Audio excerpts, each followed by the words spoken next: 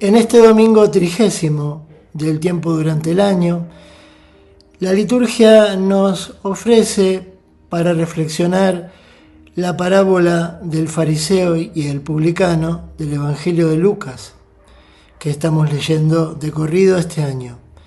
Recuerden ustedes que el domingo pasado reflexionábamos sobre otra parábola, la de la viuda y el juez injusto, la viuda que insiste, pide, reclama justicia y el juez se la concede a causa de su insistencia. Esa parábola traía en el comienzo indicado cuál era la intención de Jesús al contarla frente a la gente. Dice el texto en ese caso que Jesús les enseñó a orar sin desanimarse con esta parábola. La parábola de hoy también trae indicado en el comienzo cuál es la intención de Jesús al contarla, sobre qué quiere hablar, sobre qué quiere echar luz. Y dice, viendo que había muchos que se tenían por justos y por eso despreciaban a los demás, Jesús les contó esta parábola. Es decir, el objetivo es enseñar acerca de quién es el verdadero justo en la comunidad cristiana, quién es el más respetable. Y tal vez la comunidad de Lucas hace alusión a situaciones que de hecho probablemente se dieran en la comunidad. Muchos que se tenían por cumplidores, por representativos de la enseñanza de Jesús y por lo tanto se sentían más que los demás. Por eso es que Jesús tiene la intención clara de hablar sobre ese tema, digamos, de quién es más o quién es menos en la comunidad cristiana, un tema que aparece también en otros textos y que no hay duda que tiene que ver con nuestra naturaleza humana y nuestra necesidad muchas veces de autoafirmación frente a los demás. Jesús cuenta que hay un fariseo y un publicano, dos personajes de la sociedad de su tiempo bien antagónicos, porque el fariseo era claramente un hombre religioso, observante de la ley, intachable a la vista de la gente, muy respetado. Y el publicano era alguien que trabajaba, un judío que trabajaba de cobrar impuestos para Roma. Por lo tanto, ya sea por esa especie de complicidad de trabajar para el dominador, ya sea por la manipulación constante del dinero, el recaudador de impuestos era claramente para la sociedad el sinónimo de un pecador, de un impuro. Jesús cuenta que van los dos a rezar, a orar, y que el fariseo reza diciendo, te doy gracias, Dios mío, por lo bueno que soy, porque yo pago el diezmo, porque cumplo la ley. Por eso te doy gracias por haberme hecho tan justo. Es decir, la oración es como una especie de alabanza a sí mismo, teniendo como excusa hablar con Dios, pero en realidad el fariseo está hablando con sí mismo. Y utiliza de alguna manera lo religioso para afirmarse a sí mismo y para de alguna manera creerse más que los demás. El publicano reza de otra manera, reza diciéndole a Dios que sabe lo que es. Soy un pecador, Señor, tené piedad de mí. ¿Qué puedo decir? El publicano se sabe pecador, se muestra tal cual es delante de Dios y solo espera de Dios ese abrazo de misericordia. Cuando termina la parábola, Jesús pregunta, ¿cuál de los dos se fue de allí justificado? ¿Cuál era realmente justo? Y Jesús concluye diciendo, les aseguro que el publicano se fue a su casa justificado por Dios. Fue Dios el que lo hace justo porque recibe el reconocimiento de su pobreza y su necesidad de cambiar. Y no así el fariseo, autosuficiente y satisfecho de sí mismo.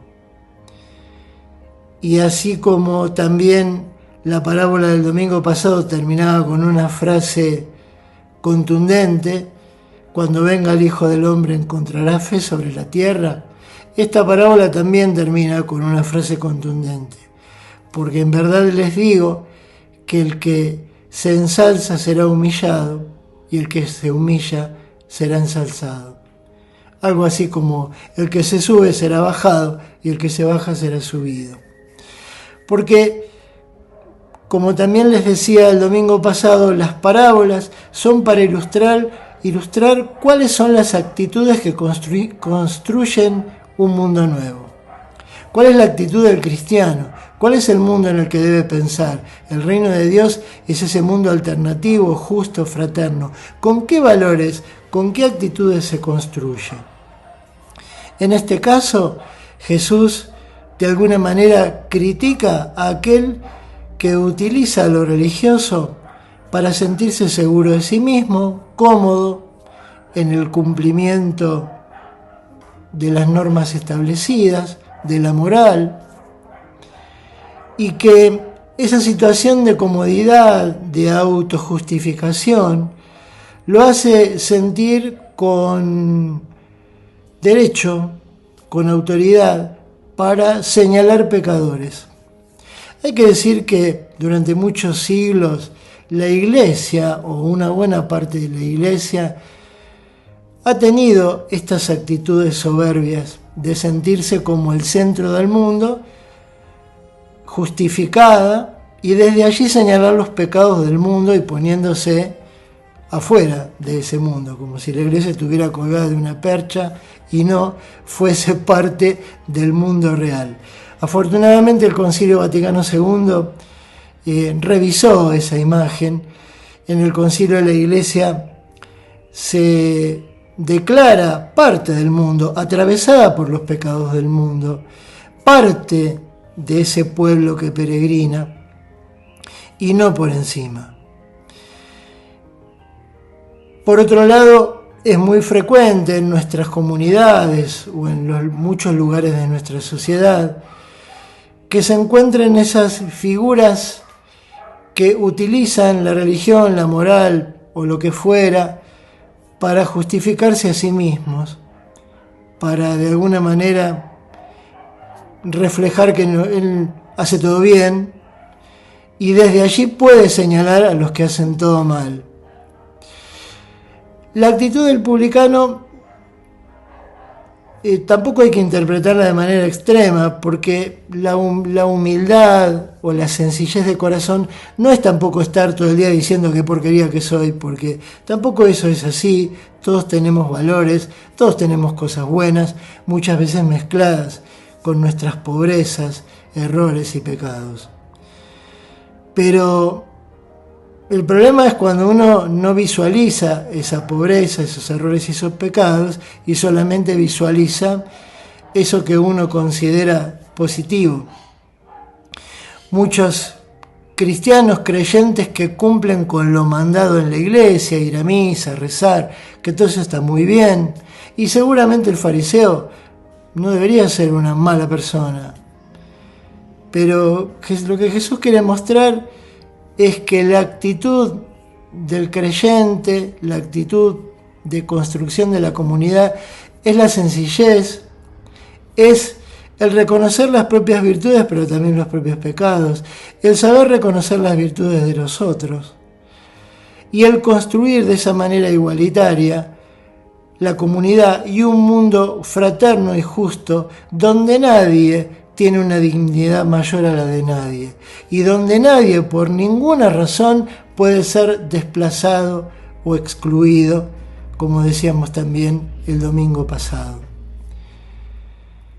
Que esta parábola ilumine la necesidad que tenemos en la comunidad y en el mundo de vivir con ese equilibrio humano y también cristiano, de reconocer nuestros valores, pero también nuestras pobrezas, y de no creernos que somos el ombligo del mundo, y que somos capaces de señalar los pecados de los demás porque pareciera que nosotros no los tuviéramos. Que Dios los bendiga. Me da la sensación, al menos por lo que veo en mi entorno, que la gente está decepcionada con la iglesia, no con Dios. La gente no va a la iglesia ya. Que se ha quedado como, yo lo veo anacrónico, anticuado. ¿Cómo lo ves tú? Sí, es verdad que, sobre todo en las grandes ciudades, en las ciudades, ¿no? Hay un abandono, un distanciamiento, ¿no? Y eso pone de alguna manera en crisis la credibilidad, ¿viste?, de la gente. O sea, vos sos creíble cuando te metes con tu testimonio en la cosa, ¿no? Cuando no hay testimonio, la iglesia se oxida. Se oxida porque se transforma en un club de gente buena que cumple sus cosas religiosas, pero le falta el coraje de salir a las periferias.